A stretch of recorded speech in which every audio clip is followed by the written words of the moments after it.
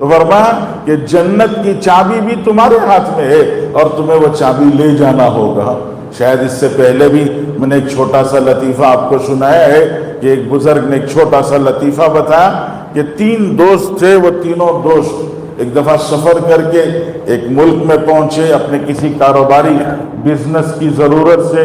تو ہوٹل انہیں لینا تھا، تو انہوں نے ایک ہوٹل میں کمرہ بک کرایا، تو اتفاق سے ان کو جو کمرہ ملا وہ 60th فلور پر ملا، 60ویں منزل پر، 60th فلور پر۔ اور ظاہر بات ہے کہ جو ملکوں میں جاتے ہیں اور جہاں اونچی بلڈنگوں میں ہوٹل میں کمرہ بک کراتے ہیں تو ہر آدمی یہی پسند کرتا ہے کہ سب سے اونچے اور اعلیٰ درجے کے فلور پر ہماری بکنگ ہو، تو ان کی بکنگ جو ہے وہ 60th فلور کے کمرے پہ ہوئی۔ وہ گئے، رات میں جا کے انہوں نے آرام کیا، صبح اٹھے، غسل کیا اور نہا دھو کر اپنے ضرورت سے باہر نکل گئے، دن بھر اپنی ضرورت اپنا کام دھام پورا کیا، شام کو ہوٹل واپس آئے، ریسیپشن پر کیلی لینے کے لیے پہنچے، تو ریسیپشن میں جا کے کہا کہ بھئی ہمارے کمرے کی چابی دے دو، تو اس نے چابی اٹھا کے ٹیبل پہ رکھ کے اس نے کہا کہ جناب آج تھوڑی سی تکلیف آپ کو ہوگی کہ ہمارے ہوٹل کا لفٹ خراب ہو گیا ہے، ہمارے ہوٹل کا لفٹ خراب ہو گیا، آپ کو پیدل جانا پڑے گا۔ ان کا سر چکرا گیا، 60 فلور پیدل کیسے جائیں گے؟ آپس میں بات چیت کی کہ 60 فلور جانا ہے، تینوں نے کہا کہ کریں گے کیا، ریسیپشن میں بیٹھ کے تو گزارا نہیں کر سکتے، جانا تو ہی پڑے گا، چلو باتیں کرتے ہوئے چلیں گے۔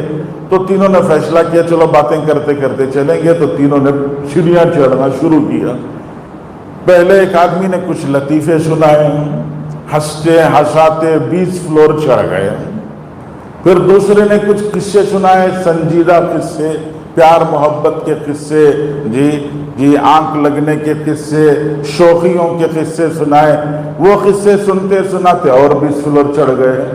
پھر اس کے بعد تیسرے آدمی نے کچھ غم کے قصے، کچھ ذمہ داریوں کے قصے، کچھ پریشانیاں، کچھ مشکلیں اور کچھ تنگیاں، یہ سناتے رہے،